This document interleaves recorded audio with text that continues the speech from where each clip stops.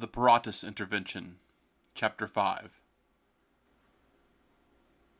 Do us all a favor, Gouda Shivers said, and kindly fuck off, the both of you. What's this? Vance Abraham asked him. My little songbird changing his tune? I just wanted you to sing a little more for my friend here. I didn't realize you were pumping me for information until it was too late, Vance interrupted, adding, I'm the frickin' security chief. What'd you think I was doing? That we had spontaneously become friends? That I was suddenly overcome by the animal magnetism of your masculine charm? I didn't mind to sick the dog on Chang, Shivers admitted. But something else is going on here, and you can get the real police. They can let me consult my lawyer, because I'm not going to say shit else to either of you until both those things happen. Vance unzipped the fly of his pants, reached in, and whipped out the emblem of his authority, dropping it in a thud to Mr. Shivers' desk. The gleaming metal shield of a Commonwealth constable with 9 large numbers, 564 423 828, and 7 letters, ABRAHAM, boldly engraved, was unmistakable, as Vance explained. You don't get a lawyer, dipshit. You signed a non-disclosure agreement with the Paratus Group and the state of New York, neither of which have a single lawyer assigned to this project, on my advisement. Now, I can arrest you, if you like, aiding and abetting the primary suspect, your known associate, in an ongoing missing persons investigation, or you can help.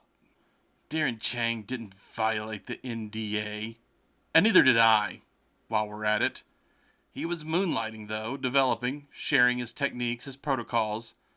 The group specifically lets us retain those. With a new outfit, well, an old outfit, some of the folks that worked on the original catalog project, but had never traded on that experience in the intervention market. Well, not until now. Darren told... Mr. Shivers had trailed off as he fell from the attention of Larry and Vance, and they began to collaborate. Somebody saw something. Someone from the original team, someone who knows Dr. Townsend and knows the science well enough to recognize something unusual in Chang's work. Hard to know what exactly, but this can't be coincidence. It might be, but I'm never going to just grant it. Anything that seems like coincidence always warrants further inspection. I was going to ask, assuming Darren didn't just sell proprietary protocols for the project, is there anything in his work that would have been a hallmark or clue that he was working on this project, or hell, anything atypical? Sure, Larry sighed. To the trained eye, it could be anything. Probably not any insights into this project particularly, but there is an art to developing an intervention protocol. One painter would notice, for example, if another painter started painting his landscapes with vertical brushstrokes. So that's a yes then? It's a probably. A high probably. Vance turned back to Mr. Shivers. All right, Gouda. What did Darren told, anyway? Go on. He resumed in his reply. Darren told them he couldn't actually work for them, perform interventions for their clients, but he could seed, review, and refine their protocols. He made a change, Larry said. Something Darren didn't think twice about. Something he knew because of the nature of his work, but that also made no sense to the person he gave it to. Yet, when they applied it, it was optimal. Something that Gary Townsend would have some insight into. Maybe that has still no direct connection to Marco, though. Except for Dr. Townsend himself, Vance suggested. Maybe whoever took to Dr. Townsend was relevant to Marco. But no one would know that until after it happened. And from there, someone locked the whole thing down. Maybe. Ask him where Darren is today. Larry sighed and looked to Mr. Shivers meaningfully. Darren hasn't been to work for a week, he supplied. Has anyone talked to him at all? Larry asked. Gee, boss, didn't you hear? Knock it off, Vance growled. His grandmother died. Larry looked to Vance, and Vance answered without having to be asked. 3 of Mr. Darren Chang's grandparents were deceased long before this project began. And there are no obituaries for Mr. Hiram Phillips, Darren's maternal grandfather, a true CP commie who lives on the West Coast. I put a call in and somebody's checking on the old fella, just in case. Darren is missing too, then, Larry sighed. Yep, just waiting on the warrant for his apartment, Vance stated, qualifying it with a nearly imperceptible wink to Larry before looking back to Mr. Shivers and adding, Anything else we ought to know before I get in there? Mr. Shivers at first looked at them blankly, like he was done. But after just a few seconds of them staring at him, he cracked, and, looking at Vance Abraham's badge, admitted, Darren showed me the new company's proprietary data and the changes he was making for them. He shouldn't have. It was his pride. He was showing off. But I'm glad he did. I can't speak for what he didn't show me, but the work he was doing for them looked completely legit to me. I was kind of hoping to see something that was wrong, something I could, use against him if I needed to or whatever, but no, there was nothing like that. Not that I saw. Larry discreetly rang Vance's phone with his own, and then Vance answered it right away, pretending to respond to a conversation. Yes, okay. Right. Yes. And they're already on the way? Good. I'm going in first, though. Thanks. All right. We're good? Larry asked. Let's go, Vance answered. They walked to the elevator in silence, then boarded together, and Larry pressed the up button. Just so we're on the same page, Larry began, we do have lawyers. He was entitled to one, and he will figure that out eventually. Now seems like a bad time to fire me, Vance laughed.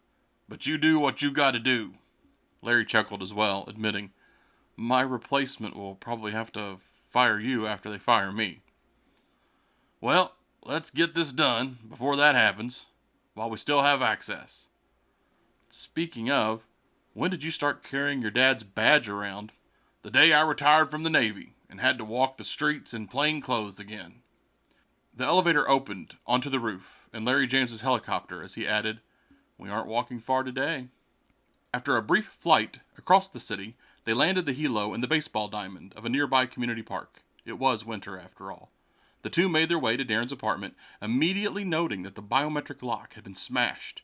The door swung freely open. They entered cautiously and surveyed the scene. The place had been completely tossed, torn up and through, with some regard for thoroughness. Couch cushions sliced open, television busted, kitchen drawers removed, microwave agape, pictures off the wall, the works. Fuck, Vance swore. I can't do anything with this. Larry walked in a circle, then concurred. If there was anything to find, somebody already found it. Unless, Vance sniffed and had a thought and walked toward the bathroom before continuing. This is all for show and fuck. Larry, go back out into the hall. Larry complied, yelling back in. All right, done. What did you find? Vance came out right behind him, answering in an aggrieved whisper. There's a corpse in the bath. Kitchen knife. Looks like somebody came at her while she was on the toilet. Cut her throat, pushed her into the tub. Happened a while back. The body, well, it happened at least a week ago. From the clothes, probably a prostitute, or a very close friend, but... With a swallow, his words unfinished, Vance waved Larry ahead of him, down the hall, to the exit. Larry went, and Vance followed right behind, silent. Outside, Vance seemed to be collecting himself, or trying to, but after a minute, Larry asked, "But what?" She weren't whole." Larry looked confused for a moment, then disgusted, asking, "Like part of her was missing?" "Yeah," Vance said, swallowing again. "Part of her left thigh and left arm. And I wouldn't have had the thought to make sense of it except for Marco's particular appetite being a factor here." "Someone ate her?" Larry gasped. "Some of her," Vance explained. "After she was dead, I think, because of the way the blood was dried in the tub, going down the drain from the neck. But it looked like teeth. Never would have even thought, except, well, I already said." Vance turned away and held his stomach, bending slightly, like he might vomit. As though on cue, Larry dry heaved once, before turning away and bending as well. "All right," Larry choked. "I won't chuck if you don't chuck, deal?" Vance coughed, inhaled sharply, and replied, "No promises." "So, now what?" "We've got to report this to the real police. I can't believe no one has." "This is the best suburb this close to the city," Larry offered. "One of the few places where people tend to mind their own business, and no one is apt to be jiggling doorknobs looking for a score." "I didn't think places like that existed anymore," Vance admitted. "Yeah, I suppose they don't," Larry agreed. "But this is the closest thing to that, and anyone who would have saw what we just saw and wouldn't have had a good enough explanation as to why they were there. So they call the police and turn the spotlight on themselves? No." Right, Vance agreed, looking at Larry again for the first time. "You okay?" "You saw it." "Yeah, but..." Vance considered his words. He couldn't find the right ones and tried anyway. "You seem to care about Marco, about helping him get better, and this..." "I would have liked to have helped Marco," Larry admitted, "because Marco wanted help. But if he did that in there, well, let's just say this. I want to protect people from Marco and others like Marco. If we could help Marco along the way and figure out how to make less Marcos in the process, all the better. But at the end of the day, it's not about him. Not for me. And if he did that, is doing that, given his resistance to intervention, it's best for everyone if he shouldn't be a factor. However he gets removed, soonest is best for everyone." "Do you feel like having a conversation about your escaped pet cannibal with law enforcement?" No." "Then you go on and get out of here," Vance said. "Go back to work, download everything relevant to this matter on your personal storage, then lock out all the originals. I'll talk to the police and call you back for a pickup after." "What are you thinking?" "We might be missing something we need to have. We might have something that we're missing. I don't know. Let's make sure we have what we've got in hand in case things change." "Thanks, Vance," Larry said. "Call me when you're done. I'll be ready." Larry walked back toward the park, and Vance took out his phone.